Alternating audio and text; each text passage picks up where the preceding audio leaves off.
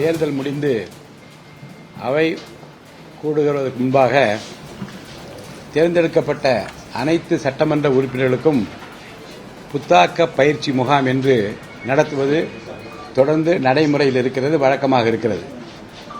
இந்த முறையும் 17வது சட்டமன்ற பேரவைக்கு தேர்ந்தெடுக்கப்பட்ட அனைத்து சட்டமன்ற உறுப்பினர்களுக்கும் வருகின்ற 16/6/2026 செவ்வாய்க்கிழமை மற்றும் 17/6/2026 புதன்கிழமை ஆகிய 2 நாட்கள் காலை 10 மணி முதல் மாலை 5:30 மணி வரை புத்தாக்க பயிற்சி சென்னை 2 வாலாஜா சாலை கலைவாணர் அரங்கம் 3வது தளத்தில் உள்ள பல்வகை கூட்டரங்கில் நடைபெற உள்ளது.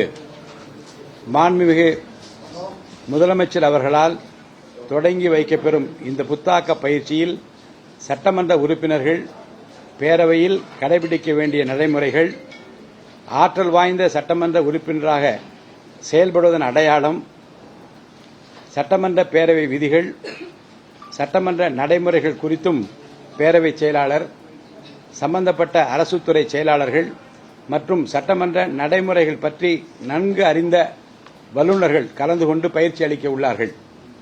சட்டமன்ற உறுப்பினர்களுக்கு பெரிதும் பயனளிக்கக்கூடிய இந்த 2 நாட்கள் புத்தாக்க பயிற்சியில் 17வது சட்டமன்ற பேரவையின் அனைத்து சட்டமன்ற உறுப்பினர்களும் கலந்து கொள்ளுமாறு நான் அன்புடன் கேட்டுக் கொள்கிறேன்.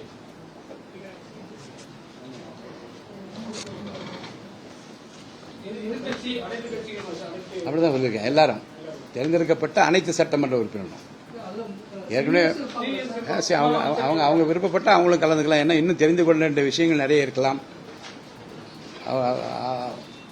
பழையவர்கள் புதியவர்கள் என்றல்ல, அனைத்து சட்டமன்ற உறுப்பினர்களுக்கும் அனைத்து கட்சியை சேர்ந்த சட்டமன்ற உறுப்பினர் இந்த அழைப்பு விடுக்கப்படுகிறது. அனைவரும் கலந்து கொள்வது பயனுள்ளதாக இருக்கும் என்று நான் கருதுகிறேன்.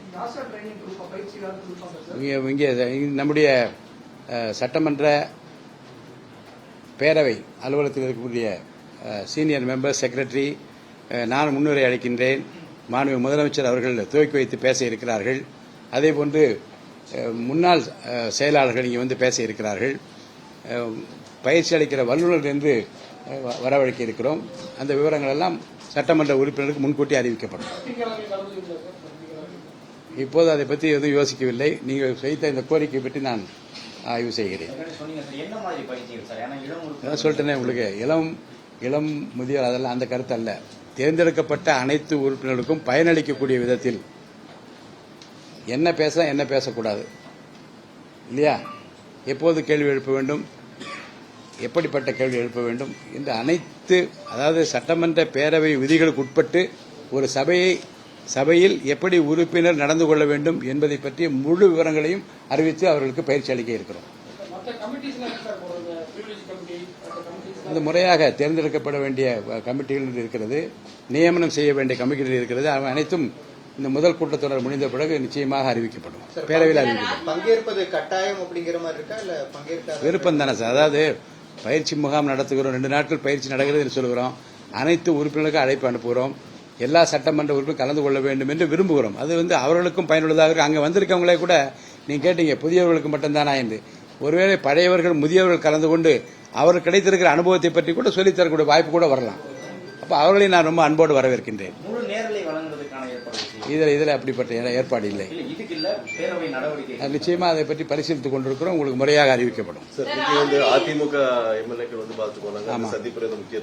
ஒரு முக்கியத்துவம் இல்லை. ஏற்கனவே கொடுக்கப்பட்ட அந்த உத்தரவு, அன்றைக்கு நான் வாய்மொழியாக சொன்ன உத்தரவை அது எழுத்துப்பூர்வமாக கேட்டால் எழுத்துப்பூர்வமாக இப்போ கொடுத்து விட்டேன். ஆரம்பிச்சாச்சு. அன்றைக்கே சொன்ன நடவடிக்கை தொடங்கிவிட்டது என்று சொன்னேன். 7 நாட்கள் அவகாசம் கொடுத்து அவர்களுக்கு ஏற்கனவே நோட்டீஸ் அனுப்பப்பட்டுள்ளது. ஒரு கேள்வி இல்லை. நீங்க அவங்க கொடுத்த மனு அவர்களை பற்றி யார் புகார் அளித்திருக்கின்றார்களோ அவர்கள் என்ன சொன்னார் என்பதை சொல்லி அதற்கு விளக்கம் கேட்டிருக்கணும், அவ்வளவுதான்.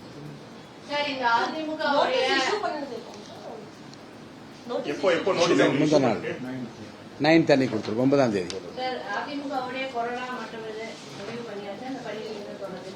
இன்னும் அது ஆய்வில் தான், அதை பற்றி தான் ஆய்வில் தான் இருக்கிறது. இன்னும்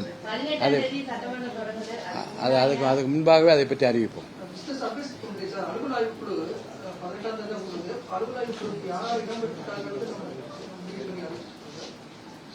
முறையாக கூட்டம் நடத்துகிற போது நீங்கள் வந்து பார்க்க போறீங்களா? அலுவலக கூட்டம் நடக்கிற போது யார் யார் வருகின்றார்கள் என்று நீங்கள் பார்க்க தான் போறீங்க. அப்போது உங்களுக்கு தெரியும். கடந்த சட்டமன்ற கூட்டத்தொடர் அப்ப கேள்வி பதில்கள் மற்ற அதெல்லாம் வந்து லைவ் உண்டு. அதே மாதிரி அது தொடருமா இல்ல வழக்கமாக ஒளிபரப்பப்பட்ட அத்தனையும் தொடரும். நீண்ட நெடிய நேரம் அனைத்தையும் ஒளிபரப்புவதா இல்லையா என்பதை பற்றிய முடிவு பின்னால் அறிவிக்கப்படும். கடந்த முறை வந்து எதிர்கட்சிகள் பேசுறத ஒளிபரப்புல கொடுக்கல நேரலையிலன்றது ஒரு தொடர் குற்றச்சாட்டா இருந்துச்சு. நீங்க எதிர்கட்சிகள் பேசுறத நேரலையில கொடுக்க தங்கு தடை இல்லாமல் இதுவரைக்கும் எந்த நடைமுறை பின்பற்றப்பட்டு ஒளிபரப்பப்பட்டதோ அது பின்பற்றப்படும். யார் குரல் வலையும் நசுக்கிற வேலை இந்த அரசாங்கம் செய்யாது. சட்டமன்ற பேரவையினுடைய தலைவர் என்கின்ற முறையில் அதற்கு நான் நிச்சயமாக அப்படிப்பட்ட கருத்துக்களுக்கு நான் மதிப்பளிப்பேன். பேரவையில் சார் நம்ம முழு நேரலை கொடுக்கும்பொழுது இந்த அவையில் சில வார்த்தைகள்லாம் நீக்கம் பண்ணுவோம்ல சார், அதெல்லாம் சிக்கலா வராதா சார்? நம்ம நீக்கம் பண்ணி ஊடகங்களில் கொடுப்போம், நீங்க நேரலையா கொடுக்கையில் அது எல்லாமே வந்து அப்படிப்பட்ட கருத்துக்களைத்தான் இப்போது ஆய்வு செய்து கொண்டிருக்கிறோம். ஏனென்றால் நேரலை என்று வருகிற போது ஒரு வார்த்தையை ஒரு சொன்ன பிறகு நான் நீக்குவது அதுவும் வந்து விடுகிறது. இதை எப்படி தவிர்க்கலாம் என்பதை பற்றியும் இந்த குறைபாட்டை எப்படி நீக்குவது என்பதை பற்றி விவாதித்துக் கொண்டிருக்கிறோம். உரிய நேரத்தில் ஒரு முடிவெடுத்து உங்களுக்கு அறிவிக்கிறேன்.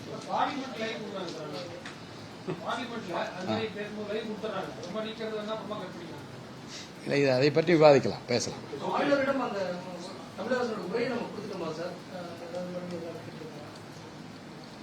ஆளுநரிடம் 18ஆம் தேதிக்கு முன்பாக ஆளுநர் உரையினுடைய நகல் அளிக்கப்படும். அளிக்கப்படுவதற்கு முன்பாகவே என்ன கருத்து என்பதை பற்றி நான் இப்போது விவாதிக்க முடியாது. அனைத்தும் சுமூகமாக நல்ல முறையில் நடக்கும் என்று நான் நம்புகிறேன்.